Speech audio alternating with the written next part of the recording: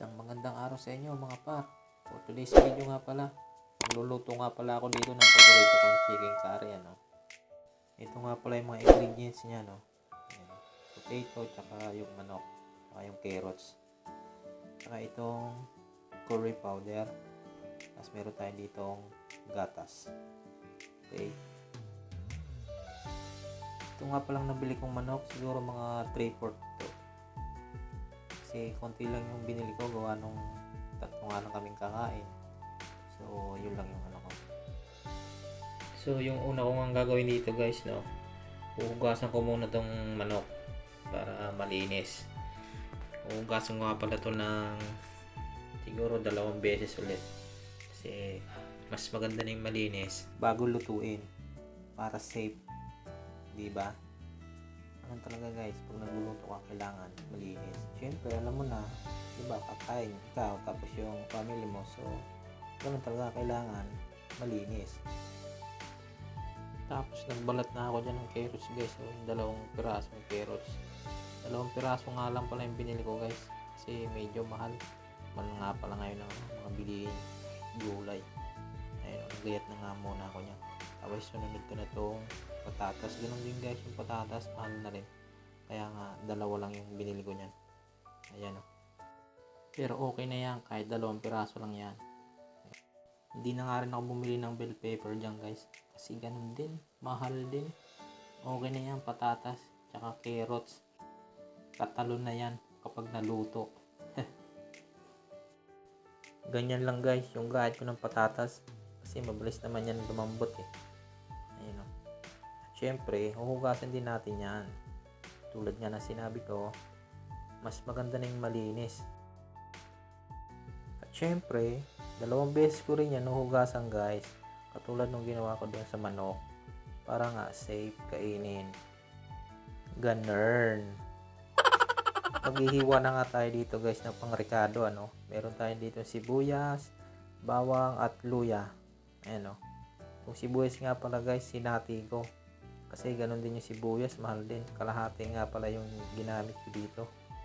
Para medyo tipid, Ayan Gayat lang natin ng ganyan. Naman masyadong maninipis.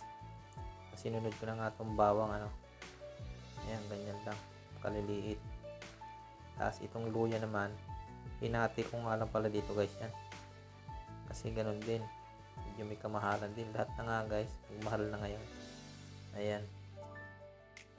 Tapos dito nga papainit muna tayo ng kawali. Ayan, papainitin muna natin to bago natin lagyan ng mantika, para hindi naman dumikit masyado yung manok pagka ganyan. Kaganyan na naramdaman nyo na mainit na, ayan, pwede nyo na lagyan ng mantika, Ayan. Tapos inuna ko nga pala tong guys, carrots tsaka patatas, pernito ko muna. Ayun para lumabas yung katas ng carrots, kasi medyo matamis-tamis yung lasa niyan Ayan mabilis lang naman sila maluto. Ayan, nalo ko muna tapos isalin ko na yan sa set aside ko muna yan. Tapos yung natirang mantika niyan, yun na rin yung panggigisa natin guys. Inuna ko nga pala dito guys yung luya para lumabas yung kanyang katas. Ayan, halo-halo. Tapos sinunod na yung bawang, halo-halo lang, kahit hindi mo naman masyado toastan yung bawang. Tapos yung sibuyas, isa-isa lang yan. Tapos susunod ko na nga pala dito yung manok ayan Pagkatapos nga palang ilagay yung manok dyan siyempre susunod? Siyempre hahaluin mo, ayan, babaliktarin mo. Ganyan pagluluto guys. Hindi ko nga pala nilagyan ng tubig yan, kasi kusang nagtutubig ho yan kapag manok yung linuto nyo, kapag ginisa. Ayan na po, linagyan ko na po yan ng pamintang durog, tsaka 2 pirasong laurel. Tinakpan ko ulit. Kapag bukas ko, ayan na po, kulong-kulo na. Ayan, tinimplan ko na ng asin. Tapos itong magic sarap, isinagabay ko na nga pala itong carrots tsaka yung patatas na iprinito ko ng una. Tapos takpan ulit natin.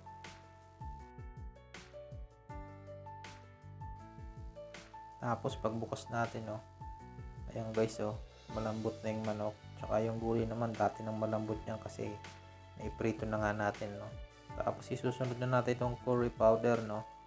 Buhos lang natin. Hindi ko naman inubos to guys. Kalahati lang nilagay ko kasi masyado namang marami kapag inubos mo. Ayan. Halo-halo ko ulit yan, no, para mag-mix na yung ano niya, powder dun sa manok at gulay, ano. Ayan. Tsaka tinakpan ulit natin. Tapos pagbukas natin yan guys. Ayan. Halos luto na siya guys, oh. Tsaka dinagdagan ko mga pala to ng sili para may sipa ng anghang. Ayan, o, siguro mga 6 na piraso ng sili yun. Tsaka itong Alaska, diba? Alaska, baka naman. Ayan, nagawa ko muna yan guys para mag creamy yung ating chicken curry luto ngayong araw na to. Ayan, o, halo-halo lang yan guys. Tapos tatakpan ulit natin yan guys, oh. Pakukuloyin lang natin ng ilang minuto. Tapos pagbukas mo, ayan na, finished product na guys, oh. Ayan. Tsaka ang bango niyan guys, oh. Nakakagutom talaga yung amoy. Kung nagustuhan yung video na to guys, mag-comment na lang sa baba. Tapos kung ano yung gusto nyong ipaluto sa akin, subukan natin lutuin. Okay? Sa abot ng aking makakaya.